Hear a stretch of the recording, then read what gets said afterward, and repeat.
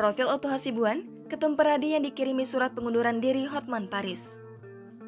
Berikut profil Otto Hasibuan yang merupakan Ketua Umum Perhimpunan Advokat Indonesia atau Peradi, periode 2020 hingga 2025 yang baru saja disurati pengacara Hotman Paris Hutapea. Pasalnya, Hotman Paris memiliki niat untuk mengundurkan diri dari Peradi.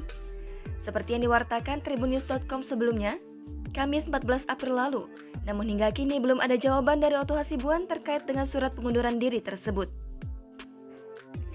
Lahir 5 Mei 1959 di Pematang Siantar, Sumatera Utara, Otto Hasibuan dikenal telah menangani kasus-kasus besar Indonesia.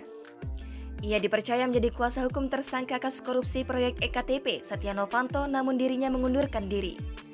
Dikutip dari Kompas.com, menurut Otto ia merasa kesulitan dalam membela Novanto, sehingga di tengah perjalanan menangani kasus Novanto, Otto mengundurkan diri.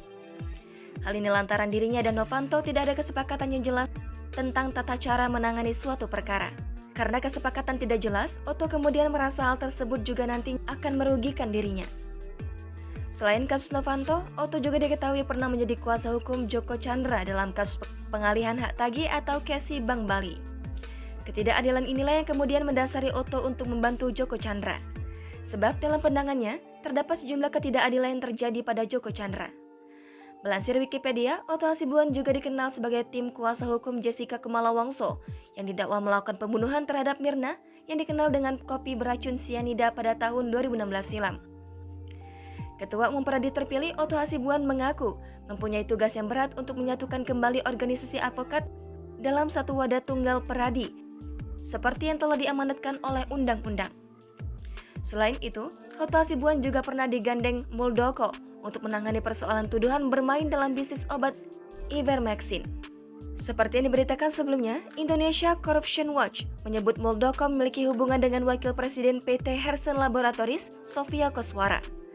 Pasalnya, PT Harsen Laboratories diketahui merupakan perusahaan yang memproduksi Ivermectin.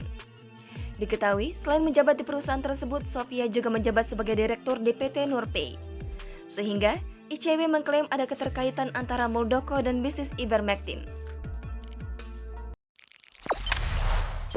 Jangan lupa subscribe, share, komen, dan like ya!